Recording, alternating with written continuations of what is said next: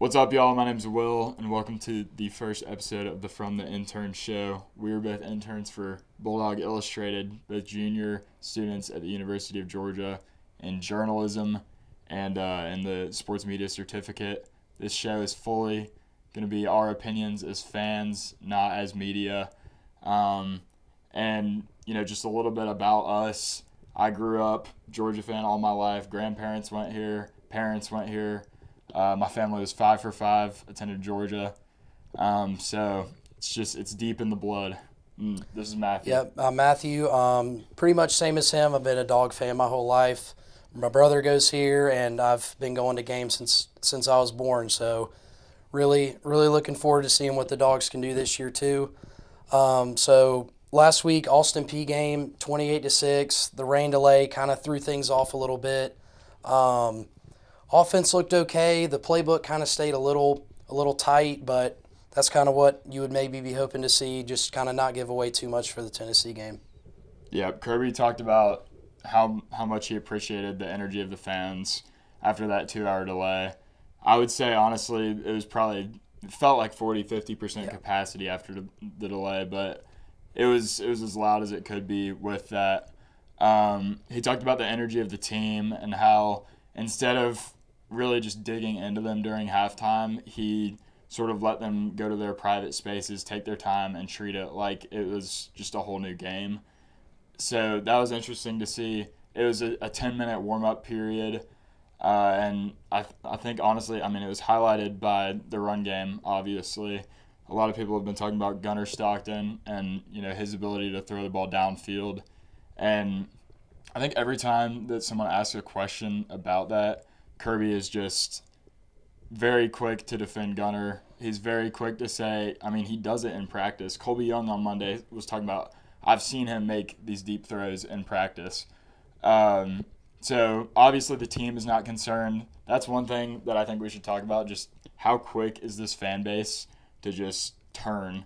And they're extremely quick, and people are always going to want another guy in at quarterback like Puglisi. People are calling for Puglisi, and Stockton hasn't even gotten a chance. And I think the matchup with Tennessee, he's really going to show everybody what he's made of, and I think he's going to play well. It's going to be loud, it's going to be tough, but he's got a lot of good running backs around him, a lot of veteran receivers around him, and I think he's going to do just fine. So one thing, you can't argue the fact that Gunnar did go into the SEC championship. He did make those clutch deep throws when he needed to. We saw him make them against Notre Dame in the Sugar Bowl. He's made the throws. He's played, had the experience.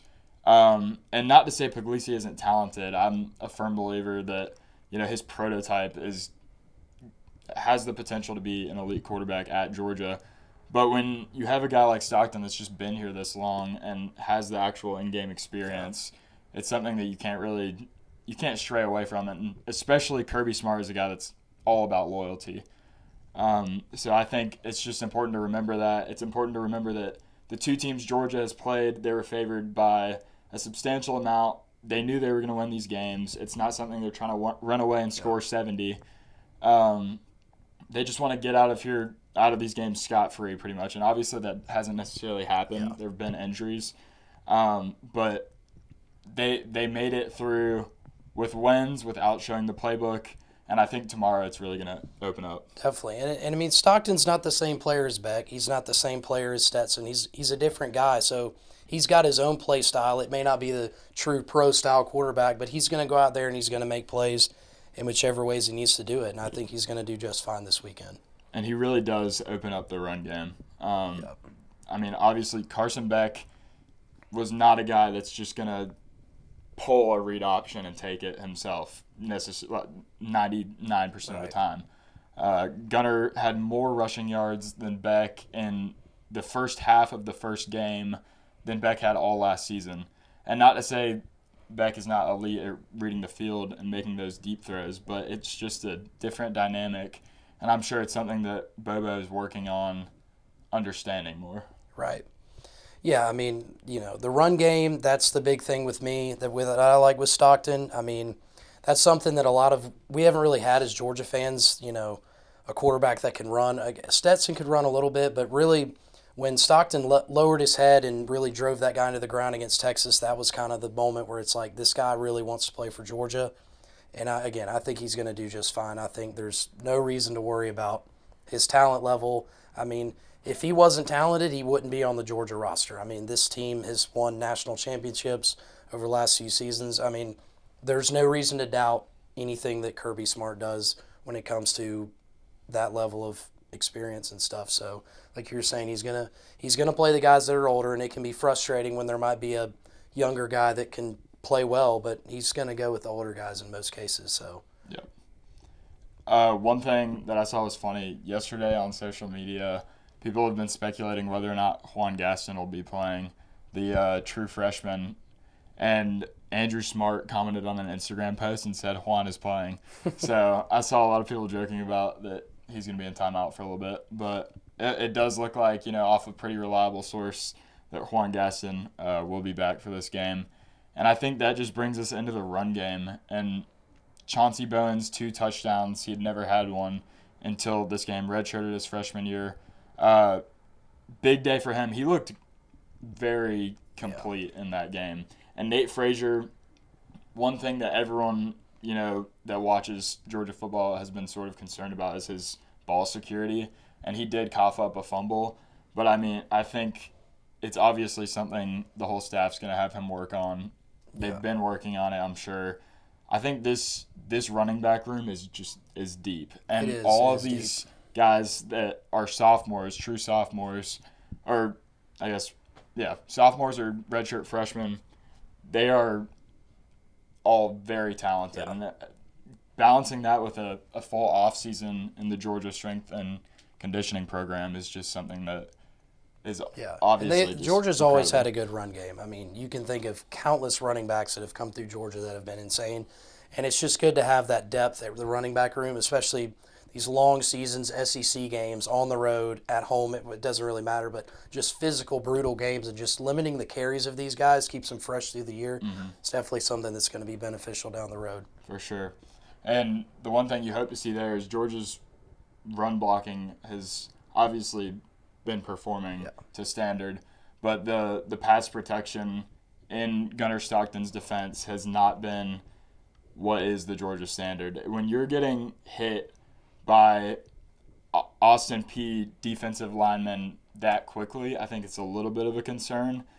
But once again, you never know how these guys are coming to play, whether they're already on to next week. Like, I feel like based off what Kirby Smart was talking about in the press conference, it sort of felt like he was already fully looking into Tennessee, way more so than he was looking into Austin Peay after Marshall. I think Marshall was a more competent opponent that did not show up to play like Austin Peay did.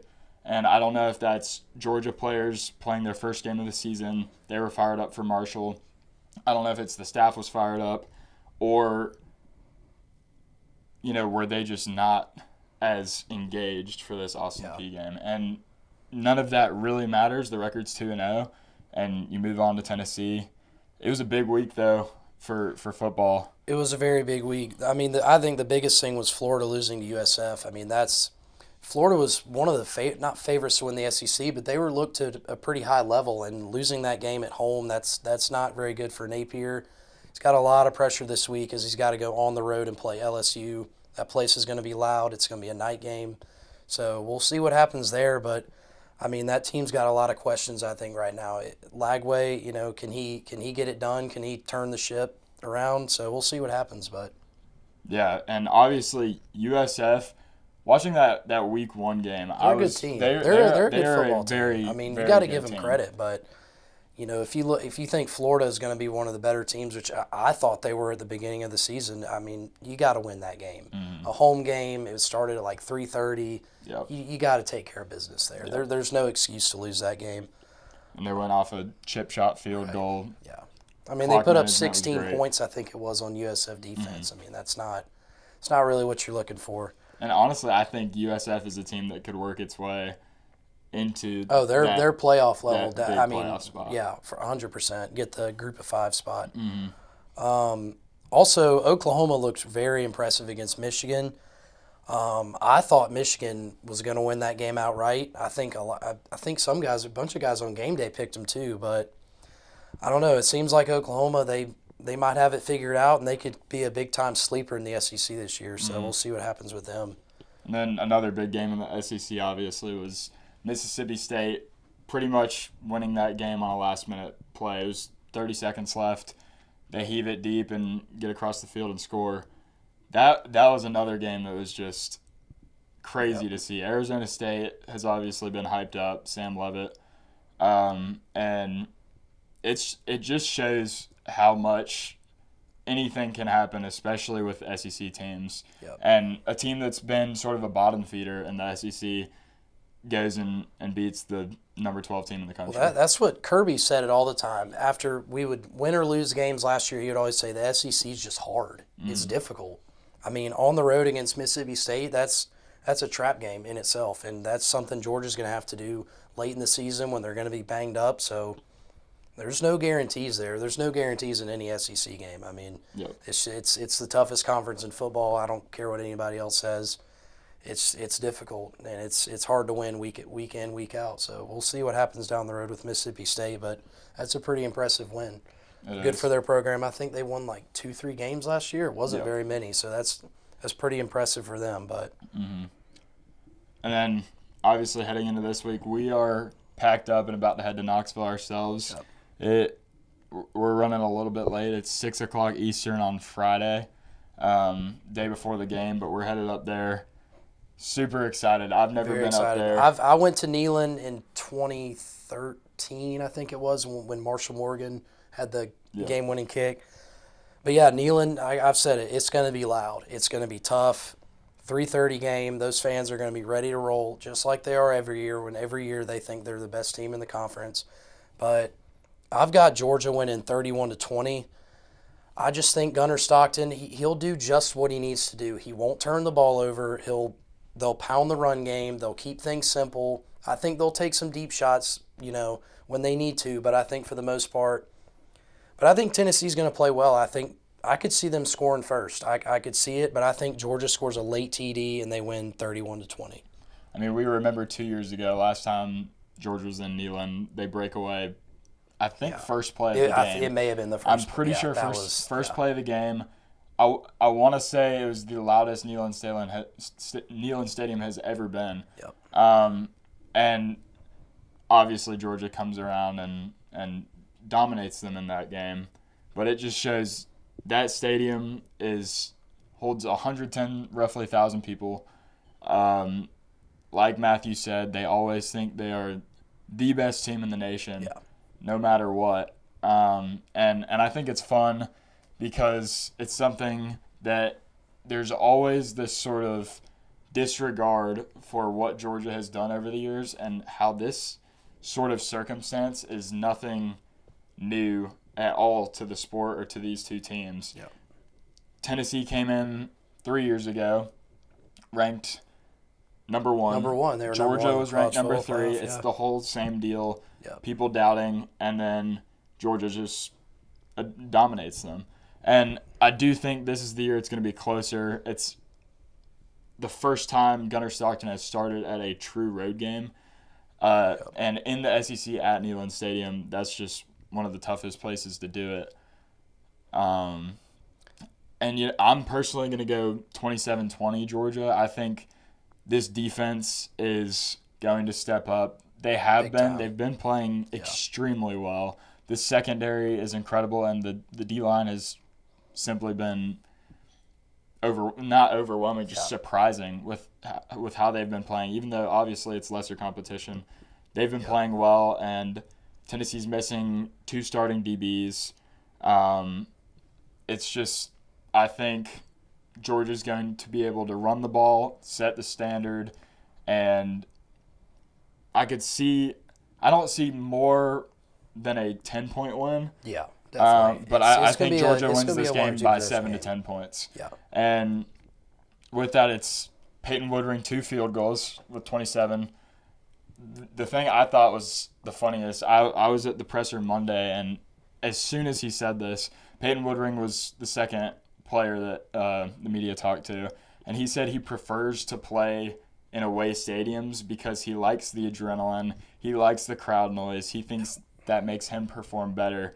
And personally, my knee-jerk reaction to that is this could bite him in the butt. Absolutely. Absolutely. If this game in any way results with any big missed field goals, that's going to get clipped and put everywhere. But at the same time, I think it also could have the exact opposite effect where he drills a game winner and it's just that much cooler that he said that and, had that sort of ice in his veins. But that was just that sort of. And I think you were saying I've heard a lot of people saying this Georgia defense looks as good as they've looked since they won the Natties. I mean, they've held teams to under 10 points in both games they've played, and they just look really good. I mean, they're hitting hard, they're wrapping up, making tackles. Tennessee can score. They put up a lot of points the last 2 weeks, but I think Georgia's defense is ready for the challenge, and I think they'll do what they need to do. Mm-hmm. And also, this is a defensive group that I feel like we haven't seen the personnel switch around this much in a few years. And I think that's a testament to how much new young talent there is, and just it's refreshing because obviously these guys are gonna stay fresh when they're getting moved in and out that frequently. And Kirby's big on depth. He all talking about depth. You got to have players that are ready to go, and I think we've got plenty of good players ready to go. So I think Georgia's going to do just fine. Yep. So, and then we're going to go to our final section, locks of the week. Not betting advice, just we look at ESPN, see what the lines are, and give our takes on 2 games each for what we think is going to happen this week. My first take, shocking to see, is going to be Georgia minus 3.5. Like I said, I think this is a Georgia 7 to 10 point win.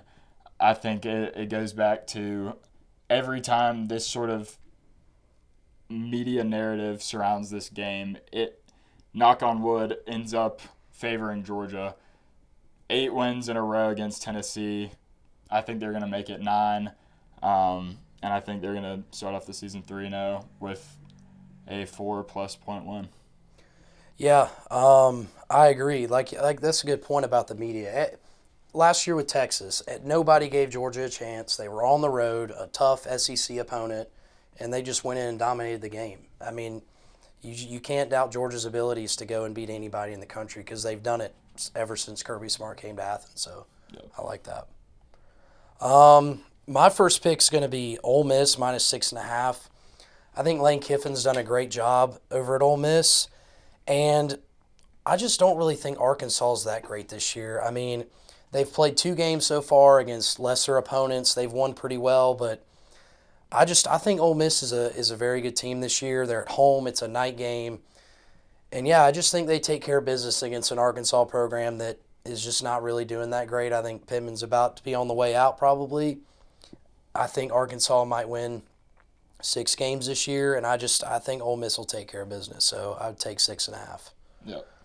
And going back to the USF talk, I think USF is going to keep it within 17.5 points of Miami. Now, could that literally be 17 points? Probably.